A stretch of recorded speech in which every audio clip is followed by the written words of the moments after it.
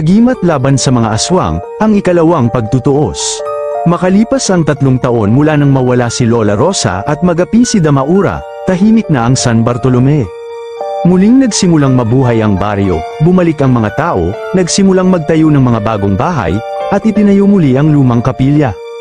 Pero si Inigo, kahit lumalaban ng ngiti, ay nanatiling bantay, laging gising tuwing gabi, nakikinig sa mga tunog na wala na dapat.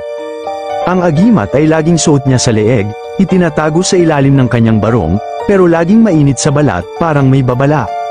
Hanggang isang gabi ng Miyerkules Santo, may narinig siyang sigaw mula sa palayan, tumakbo siya, dala ang itak ni Lola Rosa, at doon niya nakita ang isang batang babae, duguan, nanginginig, at paulit-ulit na sinasabi. Bumalik sila, may bago silang pinuno, sa dilim, may mga mata sa mga damo, kumikislap, nagmamasid. Kinabukasan, dumating sa baryo ang 3 hindi kilalang estranghero, isang babae na nakaitim na belo, isang lalaking may hawak na tambol ng alay, at isang binatilyong may mata na parang salamin, walang kaluluwa. Ayon sa matandang si Mang Igma, nakita raw niyang lumulutang ang mga ito sa ilog sa hating gabi, habang may sinasambit na dasal sa wikang hindi mortal. Hindi na bago kay Inigo ang panganib, ngunit ang hindi niya alam, may mas matinding lihim pa sa kasaysayan ng kanilang angkan. Sa lumang kasulatan na iniwan ni Lola Rosa, natuklasan niyang may ikalawang agimat, ang agimat ng dugot buwan, isang kapatid sa kapangyarihan ng kanyang hawak. Ngunit ang agimat na ito ay nawawala, ninakaw ng dating kasamahang taksil, si Amang Silvestre, isang albularyong nagtaksil sa liwanag upang yakapin ang dilim. Ang gabing yun, muling kumulo ang hangin sa gitna ng gubat, nakita niya ang tambol na pinapalo ng estranghero. Sa bawat palo, may nilalang na lumilitaw, mga aninong may sungay, balat kalabaw, at walang mukha. Pinamumunuan sila ng babae sa belo, si Mandera, ang bagong reyna ng kadiliman. Ngunit siya'y hindi aswang, isa siyang tagapagdikit, nilalang na kayang pagsamahin ang patay at buhay, ang dugo at anino. Hindi ka pa tapos, tagapag-ingat, bulong ni Mandera.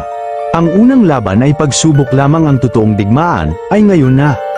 Muling sumiklab ang labanan sa tulong ng agimat, lumaban si Inigo, sa bawat hampas ng kanyang itak, may liwanag na sumisiklab, at sa bawat sigaw ng pangalan ni Lola Rosa, may gabay na dumarating, tila espiritu ng kanyang lola ay nasa tabi niya pa rin. Ngunit sa gitna ng labanan, naagaw ni Mandera ang agimat, lumamig ang mundo, at parang huminto ang oras. Bago siya tuluyang lamunin ng kadiliman, may kamay na biglang humawak sa kanya, ang batang duguan na una niyang iniligtas.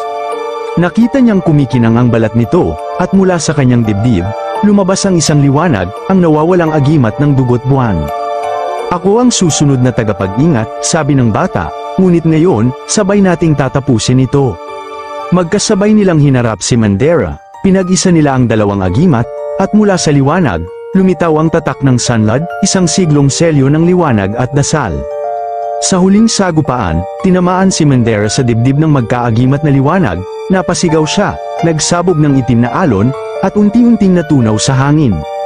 Tumahimik muli ang gabi, nang mag-umaga, si Inigo at ang bata ay magkasamang naglalakad pabalik sa baryo, sugatan ngunit buhay. Tinanggal niya ang kanyang agimat at isinabit sa leeg ng bata, ikaw na ngayon, at mula sa likod, may narinig silang bulong sa hangin, hindi pananakot, kundi tinig ng isang matanda, mabuti, anak, hindi pa tapos, pero hindi ka na mag-isa, at sa langit, may 6 pulang panyo na tumatangay sa hangin. Ang ikalawang pagtutuos ay natapos, ngunit ang digmaan laban sa dilim ay muling sisiklab. Itutuloy bukas.